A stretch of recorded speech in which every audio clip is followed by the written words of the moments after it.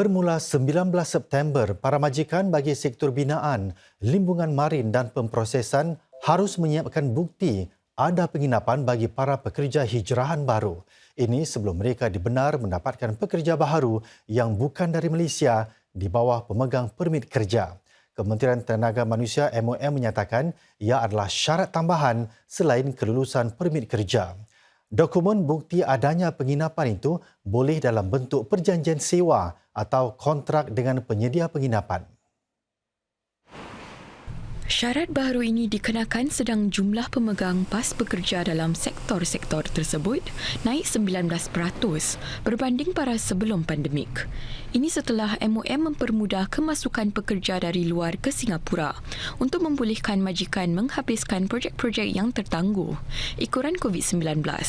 Bagaimanapun, ia juga bermakna bahawa dormitori pekerja sudah hampir penuh dan lebih ramai pekerja hijrahan ditempatkan di tempat penginapan bukan dormitori.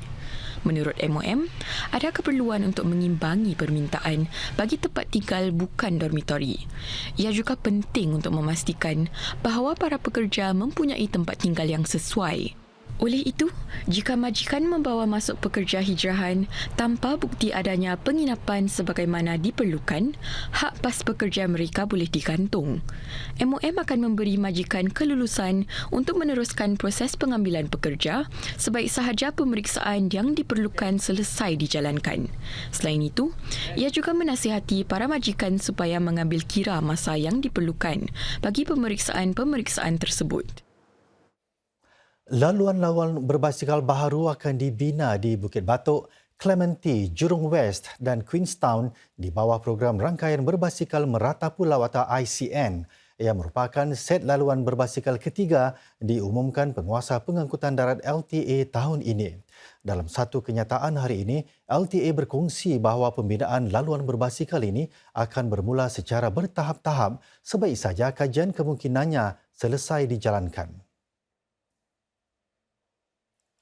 Apabila laluan berbasikal itu dijangka siap secara bertahap-tahap mulai tahun depan, para penduduk boleh menikmati keterhubungan mobiliti aktif ke kemudahan-kemudahan penting.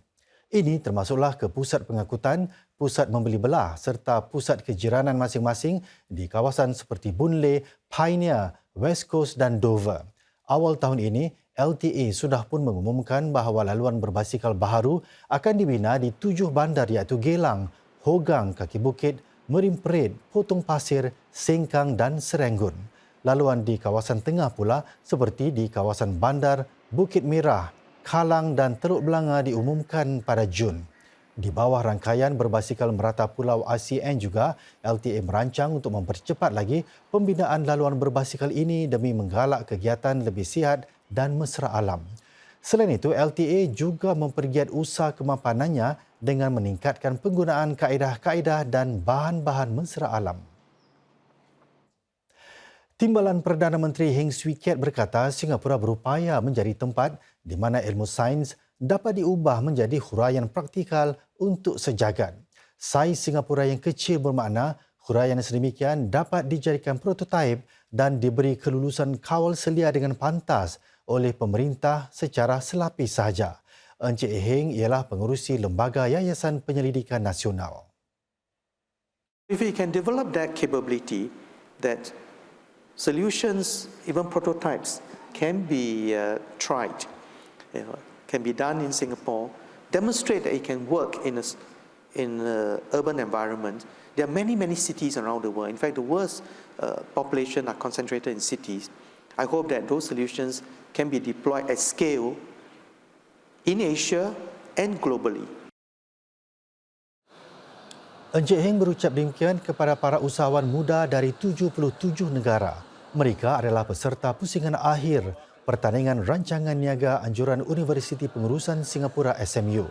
Antara projek mereka termasuklah cara lebih hijau untuk mengitar semula bateri lithium serta rawatan ke atas tanaman supaya dapat bertahan apabila cuaca berubah drastik.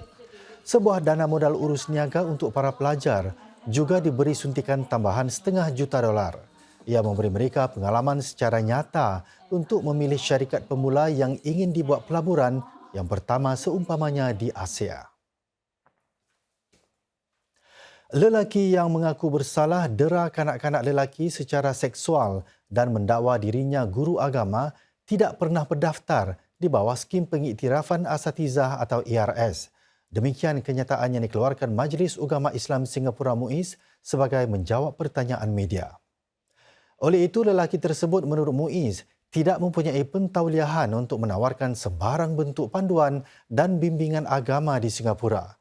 Sebelum ini, dia mengajar kelas tuition agama dan bahasa Arab di rumah. Dia melakukan penderaan seksual terhadap beberapa lelaki bawah umur.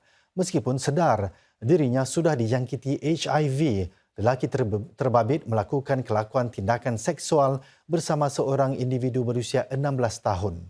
Lelaki itu mengaku bersalah pada 8 September lalu di Mahkamah Tinggi atas 3 tuduhan melakukan penetrasi seksual ke atas seorang individu bawah umur.